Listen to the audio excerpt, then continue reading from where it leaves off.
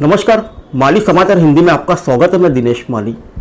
जजों के लिए तय होगी नई आचार संहिता।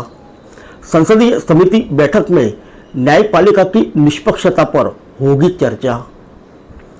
संसद की विधि एवं न्याय संबंधी स्थायी समिति की 24 जून को होने वाली अहम बैठक में सुप्रीम कोर्ट और हाईकोर्ट के जजों के लिए आचार संहिता तय करने और जजों की सेवानिवृत्ति के बाद आयोग, ट्रिब्यूनल सहित अन्य संवैधानिक पदों पर नियुक्ति के संबंध में नई आचार संहिता जारी करने पर चर्चा होनी है।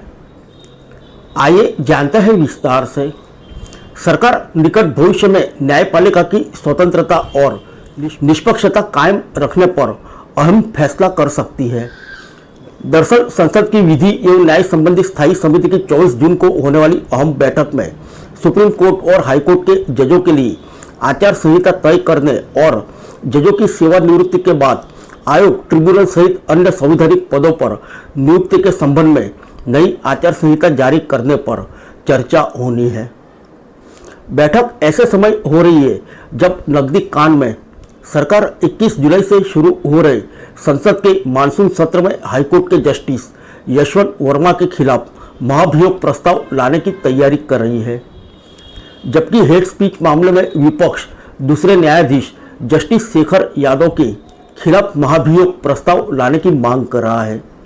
पूर्व नौकरशाह और राज्यसभा सांसद ब्रजलाल की अध्यक्षता वाली इस 31 सदस्यीय समिति की बैठक में सरकार का पक्ष रखने के लिए विधि सचिव को बुलाया गया है।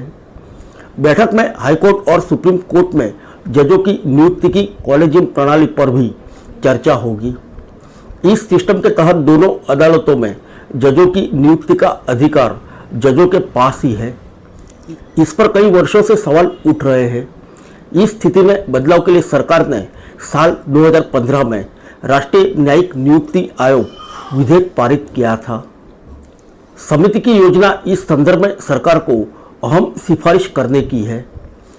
समिति के उच्च पदस्थ सूत्रों के मुताबिक इस बैठक में यह तय हो सकता है कि हाईकोर्ट या सुप्रीम कोर्ट के कोई भी जज सेवानिवृत्त होते ही एक तय समय तक सरकार की ओर से प्रस्तावित पद स्वीकार नहीं कर सकते। वर्तमान में सेवानिवृत्ति के तत्काल बाद हाईकोर्ट और सुप्रीम कोर्ट के जजों को आयोग, ट्रिब्यूनल या संवैधानिक पदों पर नियुक्त करने की परंपरा शुरू हुई है। फिर मिलेंगे अगले बुलेटिन में अन्य किसी खबर के साथ। तब तक के लिए इजाज़त दीजिए। नमस्कार।